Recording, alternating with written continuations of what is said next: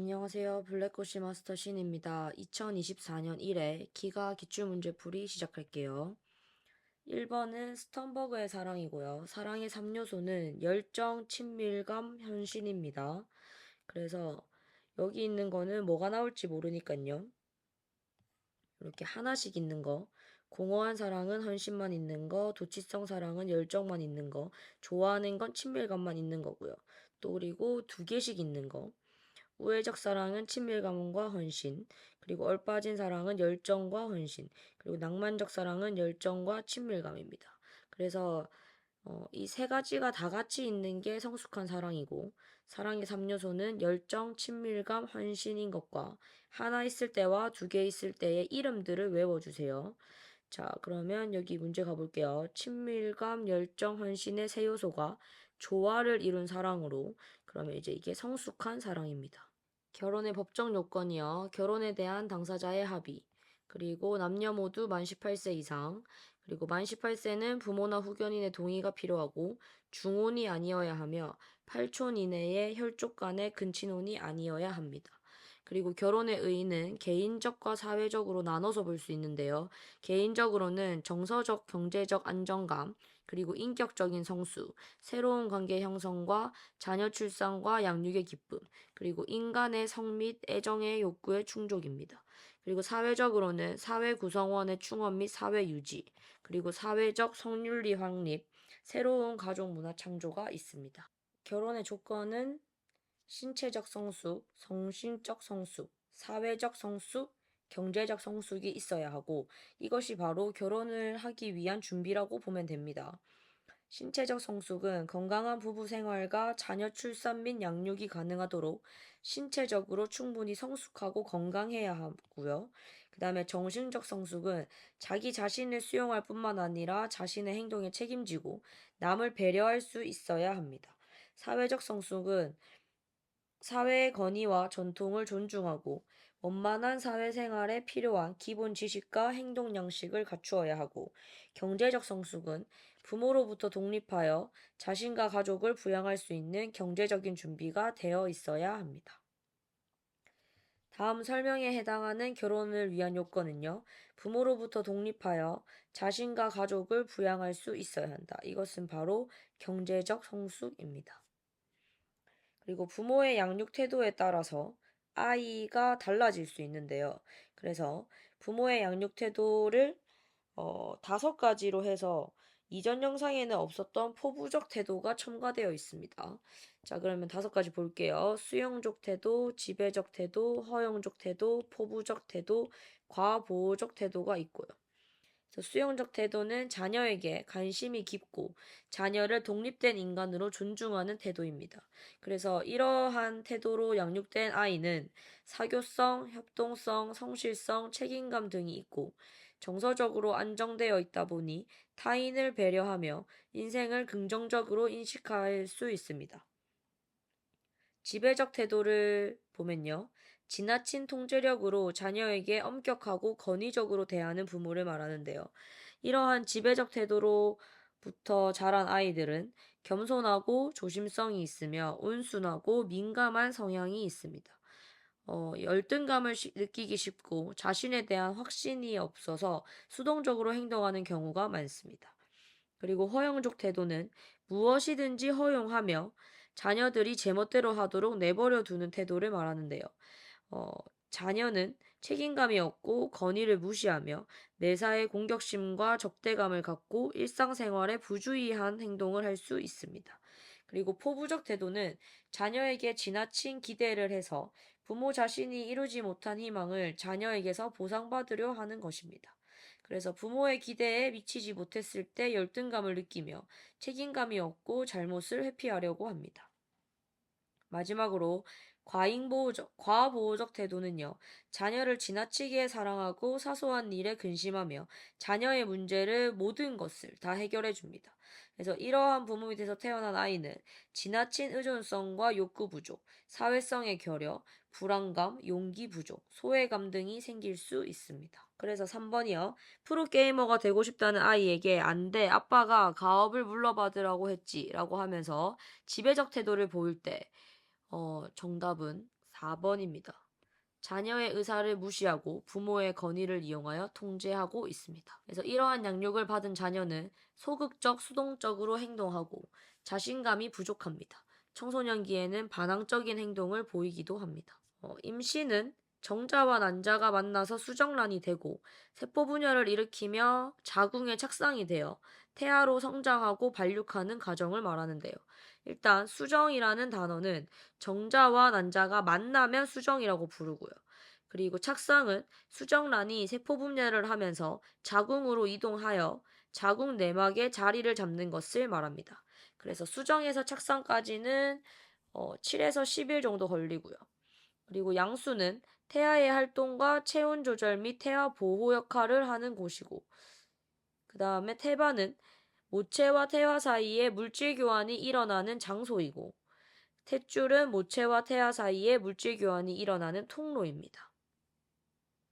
그리고 임신 방법은 자연 임신이 있고 그 외에 요즘에 유명한 인공수정과 시험관 수정이 있습니다. 인공수정은 여성의 배란기에 남성의 전액을 인공적으로 자궁 내에 넣어서 임신을 유도하는 방법이고요.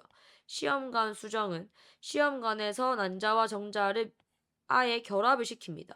그러고 나서 모체로 다시 옮기는 걸 말합니다. 그리고 임신했는지 알 수 있는 징후는 월경이 멈추고 입덧이 있습니다. 임신 중 생활은 일과 휴식은 피로하지 않을 정도로 일하고 휴식을 취해야 하며 임산부와 태아의 건강 상태를 정기적으로 검진해야 합니다. 그리고 적당한 운동은 태아의 발육과 순산에 도움이 되고 임신을 한 뒤에 입는 옷은요, 신축성이 있고 활동하기 편한 복장을 해야 합니다. 굽이 낮고 볼이 넓은 편한 신발을 신고요. 그리고 체중 조절은 임신 기간 중 보통 10에서 14kg 정도 증가하는데 요즘에는 임신성 당뇨를 조심해야 합니다. 태아의 성장을 돕는 양수의 역할이요. 그래서 양수는 태아의 체온 조절을 돕고 외부 충격으로부터 태아를 보호하는, 그래서 답은 니은 디귿입니다. 그리고 영아기요. 영아기는 안정된 애착 형성을 위해 일관성 있는 태도와 애정으로 돌봐야 하는 시기로 이때가 가장 중요하다고 표현합니다. 그래서 애착 형성은 양육자에 대해 강한 친밀감과 유대감을 느끼면서 애착 관계가 형성되는데요. 항상 아기와 일단 눈을 맞추고요. 신체 접촉을 하고 그래서 안정적인 애착이 형성되도록 해야 합니다. 그래서 이를 통해서 영아는 주 양육자를 인식하고 그러한 양육자를 의지하고 신뢰하는 법을 배웁니다. 그래서 이때 애착 관계가 잘 일어난 아이들은 자신감을 가지고 그다음에 호기심을 가지게 되다 보니 인지 발달에도 좋고 성장 과정에서 대인 관계가 아주 좋습니다. 그리고 영양 관리는 생후 6개월 이후부터는 모유나 분유만으로는 영양을 다 충분히 공급할 수 없기 때문에 이유식을 시작합니다. 쌀, 미음부터 시작하여 과일, 채소, 생선, 고기류의 다양한 음식을 맛볼 수 있도록 하고 부드러운 음식에서 점차 단단한 음식으로 바꾸면서 이유식의 양도 늘려가면 됩니다. 그리고 배변 훈련이요. 배변 의사를 표시할 수 있는 18개월 이후에 서서히 배변 훈련을 시작하게 되며 개인의 차는 있습니다. 그래서 배변 의사를 미리 표현할 때는 칭찬을 해주면 좋습니다. 영아기의 안정적 애착은 아기와 양육자 사이의 친밀감과 유대감 형성에 중요한 요소이며 눈을 맞추거나 신체적 접촉 등을 이용하면 됩니다. 발효식품이요. 장류, 김치류, 젓갈류는 발효식품으로 유익한 미생물의 작용으로 맛과 영양가가 향상되고 저장성이 우수합니다. 그래서 숙성 발효 과정을 거쳐서 만든 된장은 항암 효과가 있고 김치는 유산균을 비롯하여 비타민, 무기질, 식이섬유가 풍부합니다. 6번이요. 적상균이나 효모 등 미생물의 발효작용을 이용하여 만든 식품으로 고추장, 된장, 김치 등이 있습니다. 그래서 이것은 발효식품입니다. 유아기 사고의 특징인데요. 유아기 사고는 네 가지 사고를 알아야 되고요. 상징적 사고, 자기중심적 사고, 물화론적 사고, 직관적 사고요. 상징적 사고는 물체의 의미를 부여하고 자신의 눈앞에 없는 것을 상상하여 생각할 수 있다.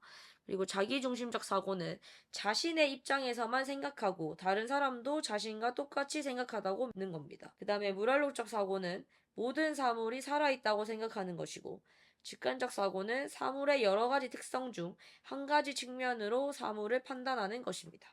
그래서 이 예시 그림들까지 한번 봐주세요. 7번에 아이가 나 찾아봐 하면서 눈을 감아버리죠. 그래서 눈을 감으면 안 보인다고 생각하기 때문에 이 상황은 자기중심적 사고입니다. 전통가족 문화에서 오늘날 가족 문화로 가족 문화가 변하고 있는 요인에 대해서 알아보는데요. 그러면 일단은 전통가족 문화는 효를 중요시하였고 부모에게 효를 신청하고 그 다음에 우돈을 공경하는 것이 있었습니다. 그리고 부자 중심의 수직적이고 권위적인 가족관계였고요. 가정 의례를 통해서 가족의 결석을 다졌습니다. 근데 요즘에는 가족 간의 애정과 친밀감이 아주 중요하다고 표현하고요. 그다음에 부부 중심의 양성평등하고 민주적인 가족관계이고, 그래서 가족 단위의 여가활동과 봉사활동을 통해서 결속력이 높여진다고 말합니다. 그래서 이러한 가족 문화의 변화 요인에는 산업화 도시와 세계화가 있고, 개인주의와 양성평등 의식 확대가 있습니다. 여성의 사회 진출이 증가함으로써 결혼관과 자연관의 변화도 있었고요. 가족 형태의 다양화도 일어나고 있습니다. 그래서 8번이요. 현재 우리나라의 가족 문화 변화 요인으로 가장 적절한 것은 그래서 여성의 사회 진출이 증가했기 때문에 가족 문화가 변화하고 있습니다. 그다음에 다른 나라의 주생활 문화인데요. 여기는 볼게요. 몽골은 게르, 일본은 다다미, 이집트는 진흙집이고 지풍장치, 터키는 흙벽돌집 이렇게 외우고요. 그다음에 동남아시아는 수상가오. 그래서 일단은 이 단어들이라도 외워주고요. 그림 봐주고 특징들까지 봐주면 100점 맞을 수 있습니다. 그리고 알래스카는 이글루, 미국은 티피, 브라질은 말로카입니다. 그래서 나머지 내용은 한번 읽어봐 주세요. 그래서 몽골 나왔죠? 그럼 바로 게르 됐나요? 그리고 몽골의 게르는 조립과 해체가 쉬워서 이동이 편리합니다. 가정생활 복지 정책인데요. 가족에 대한 소득 지원 정책이 있고 일과 가정을 함께 하는 사람들을 위한 고용 지원 정책이 있습니다. 소득 지원 정책에는 세금 공제, 사회보험, 기초생활보장제, 그리고 고용 지원 정책에는 출산 전후 휴가제도, 육아휴직제도, 육아기 근로시간 단축제도가 있습니다.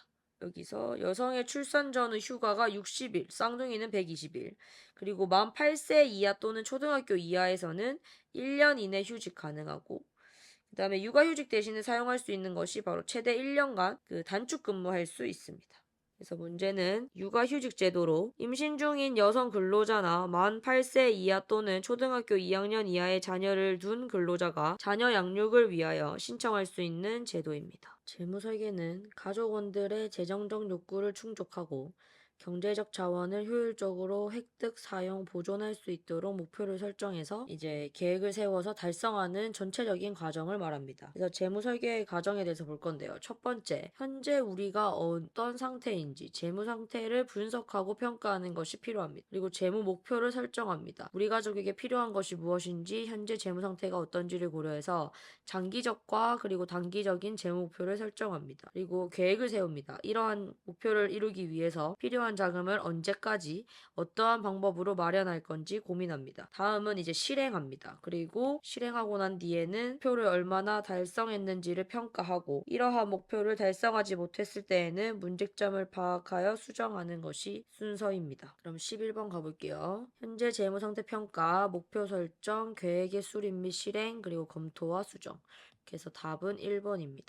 지속 가능한 소비는 이웃과 사회에 도움이 되고 자연 환경을 지키는 소비 생활로 미래 세대가 행복한 삶을 영위할 수 있도록 필요와 욕구를 조절하는 소비 생활입니다. 그래서 이러한 지속 가능한 소비를 실천하기 위해서는 공정무역, 매스기빙, 로컬 소비, 그다음에 나눔과 배려, 자원 절약, 공유 경제, 녹색 소비, 그다음에 구매 운동과 불매 운동이 있습니다. 그래서 공정무역은 공정한 값을 지불하는 공정무역 제품을 구매하여 윤리적 소비를 실천하고 개발도상국 생산자의 삶에 도움이 되는 거고요. 매스기빙은 소비자가 물건을 사면 금액의 일부가 기부금으로 전달되는 것을 말합니다. 로컬 소비는 지역에서 생산된 제품과 서비스를 이용하는 것으로 지역 경제를 살리고 온실가스 배출을 줄입니다. 그리고 나눔과 배려는요, 물질을 포함하여 공간의 나눔, 재능의 나눔, 문화의 나눔 등 배려와 나눔의 생활 철학이 필요하고요. 자원 절약은 개인 컵과 손수건을 사용하는 것이 있습니다. 그리고 공유 경제는 집, 자동차, 사무실, 지식 등 공유 서비스를 통해 소유 경제의 한계를 넘어서 공유 경제를 이루는 것이 효용성이 증가합니다. 녹색 소비액 소비는 소비 행동의 결과가 환경에 미치는 영향을 고려하는 소비고요. 그 다음에 친환경 제품과 사회적 기업의 제품은 적극적으로 구매하고 비윤리적 기업 제품은 불매 운동하는 것이죠. 그래서 나와 가족의 욕구를 충족하면서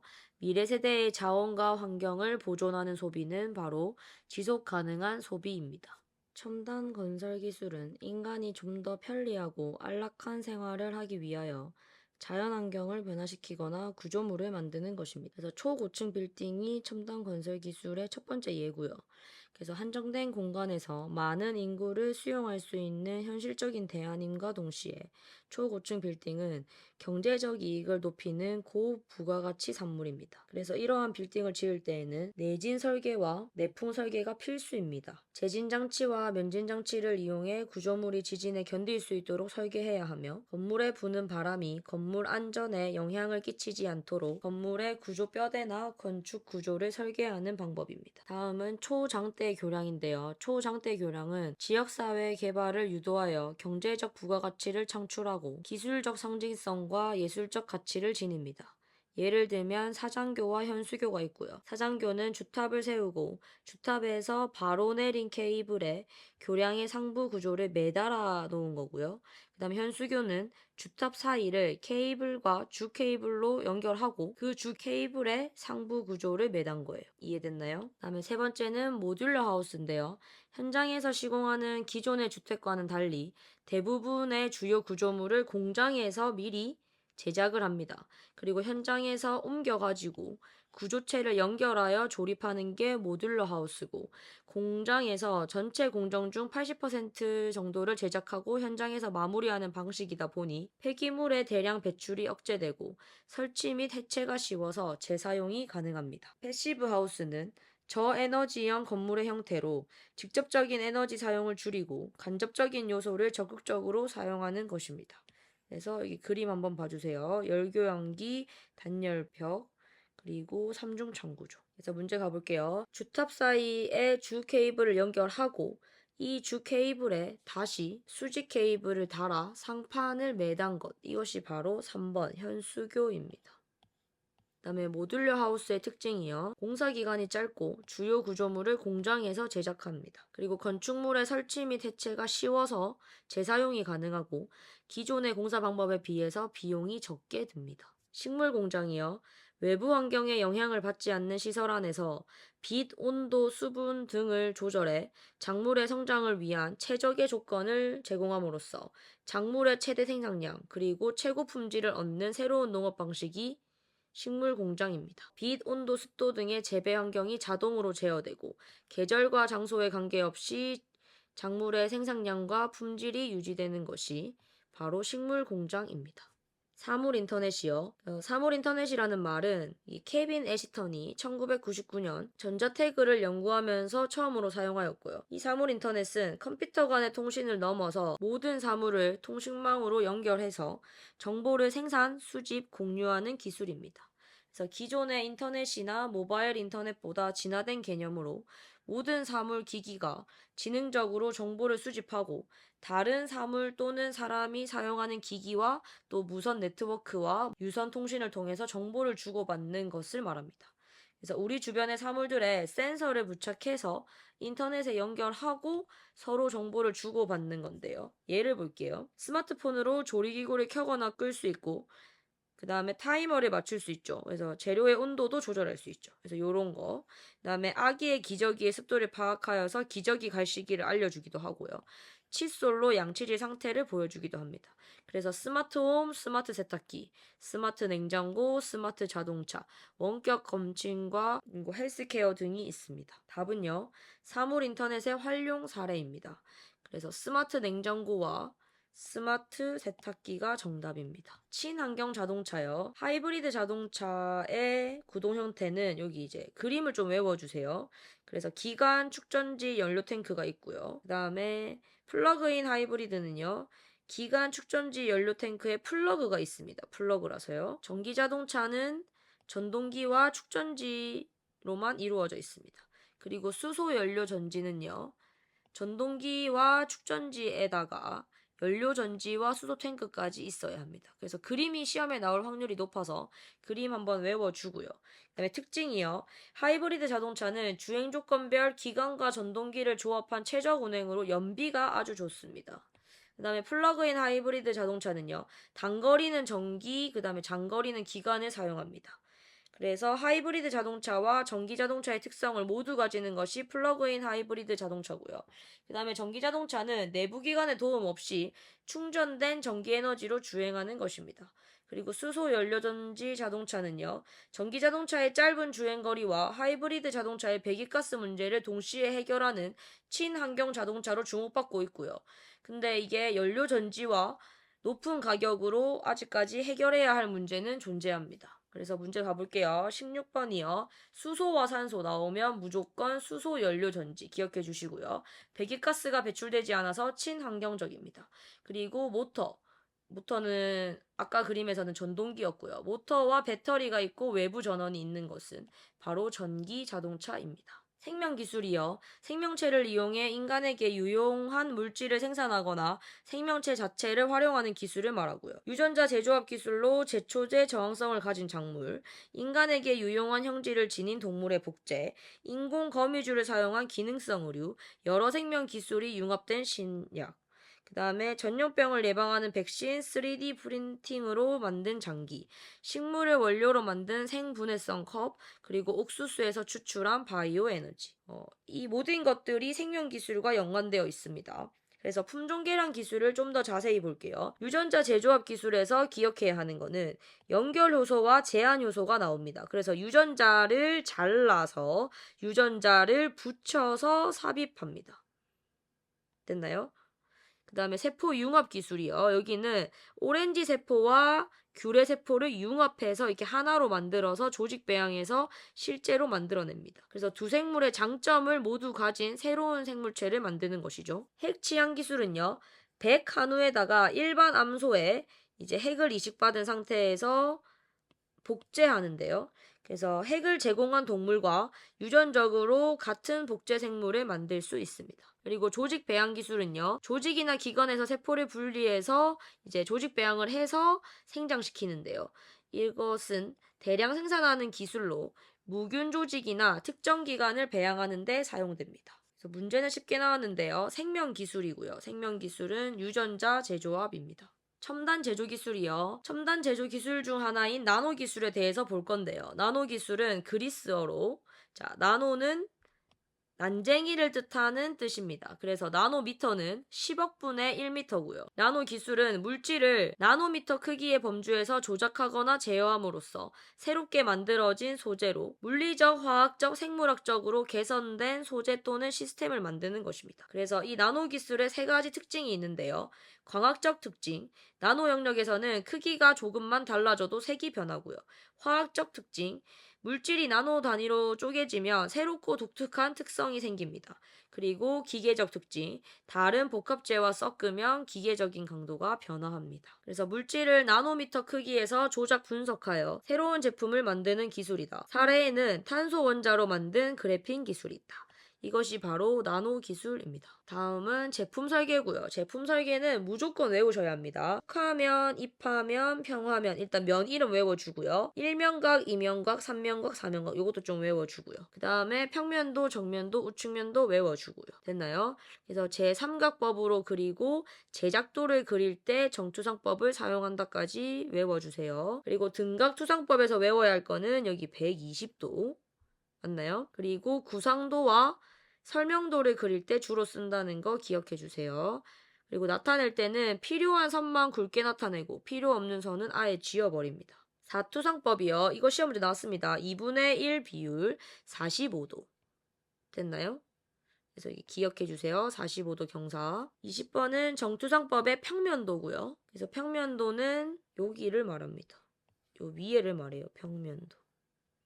됐나요? 그래서 답은 2번입니다. 제품의 설계에서 선과 기호는 무조건 다 암기해 주시고요. 그래서 R은 반지름, T는 판의 두께, C는 45도 못따기, 파이는 지름, 그 다음에 여기 작은 네모는 정사각형의 변이라고 보면 되고요. 그 다음에 여기도 거의 다 나왔어요. 그래서 외형선, 그리고 치수선, 지시선, 그 다음에 빗금선, 이거 해칭도 나온 적이 있습니다. 그 다음에 파단선 나온 적이 있습니다. 수문선. 됐나요? 그래서 여기까지 해서 다 같이 암기해 주세요. 그래서 22번에요. 가에 해당하는 거는 이렇게 굵게 그렸네요. 맞나요? 그래서 요거는 바로 외형선입니다. 지식재산권이요. 자, 지식재산권은 일단 암기를 해주세요. 그래서 산업재산권이 있어요. 지식재산권 안에는 총 3가지가 있는데요. 그 중에 첫 번째가 산업재산권이고, 산업재산권은 기술의 진보와 산업발전을 목적으로 합니다. 종류는 특허권, 실용신앙권, 디자인권, 상표권이 있고요. 특허권은 20년간의 권리, 실용신앙권은 10년간의 권리, 디자인권은 20년간 존속, 상표권은 10년간 보장에 10년마다 갱신입니다. 자, 이거 외우셔야 합니다. 저작권은 인간의 사상 또는 감정을 표현한 창작물에 대해 가지는 권리로 창작한 시점에서부터 권리가 인정됩니다. 그래서 종류는 2가지가 있고요. 저작인격권과 저작재산권, 그래서 공표권, 성명표시권, 동일성 유지권, 공중송신권, 공연권과 전시권이 있습니다. 신지식재산권이요. 기존의 지식재산권의 범주에 포함되지 않고 사회, 문화, 경제의 변화나 과학기술의 발전에 따라 새로이 출현하는 지식재산을 보호하기 위한 것으로 종류는 3가지가 있고요. 첨단 산업재산권, 정보재산권, 산업저작권. 그래서 얘까지 외워주세요. 자, 그럼 문제는 쉽게 나왔습니다. 출원일로부터 20년간 권리가 보장되며 새로운 물건이나 방법에 대한 독점적 사용 권리는 바로 특허권입니다. 산업재해는 산업 현장에서 사고가 원인이 되어 나타나는 인명이나 재산상의 손실을 말하고요.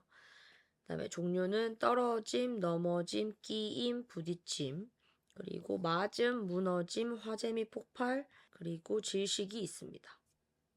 그래서 여기는 재해의 이 그림과요, 그 다음에 이 개념들을 한 번씩 다 읽어봐 주면 될 것 같아요. 그래서 떨어짐은 높은 곳에서 떨어져 신체적 상해를 입는 사망률이 가장 높은 재해고요. 넘어짐은 정리정돈이 되지 않는 곳에서 미끄러지거나 물건에 걸려 넘어지는 재해. 끼임은 기계류의 동작부 등 움직이는 물체의 신체 일부분이 끼이는 재해를 말하고요. 부딪힘은 시야가 확보되지 않은 채 움직이는 물체에 의해 부딪히는 재해입니다. 맞음은 날아오거나 떨어지는 물체에 맞아서 발생하는 재해고요. 무너짐은 건축물이나 쌓인 물체가 갑자기 무너져서 발생하는 재해. 화재 및 폭발은 불 또는 인화성 물질의 취급 부주의에 의해 발생하는 재해. 유독가스에 의해 호흡이 곤란하여 발생하는 재해는 바로 질식입니다. 그래서 하인리라는 사람이 재해 발생 원리를 총 5개라고 얘기를 하면서 도미노 현상으로 표현을 해요.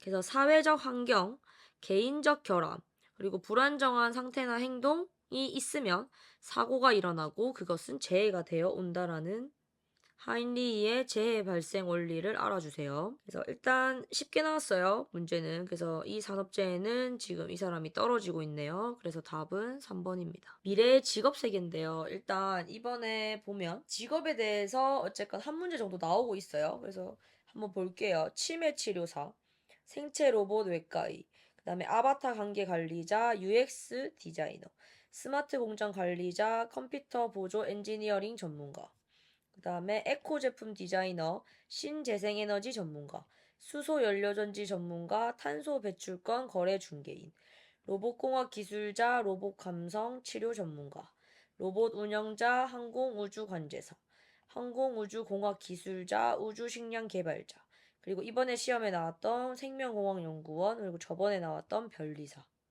됐나요? 자, 그럼 이제 문제를 가볼게요. 세포나 DNA를 연구하여 신약과 백신을 개발하고 있습니다.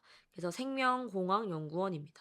자, 그 직업군은요, 친구들이 한번 읽어봐 주고요. 자, 그럼 여기까지 2024년 1회 기술과정 기출문제 풀이였습니다. 파이팅입니다.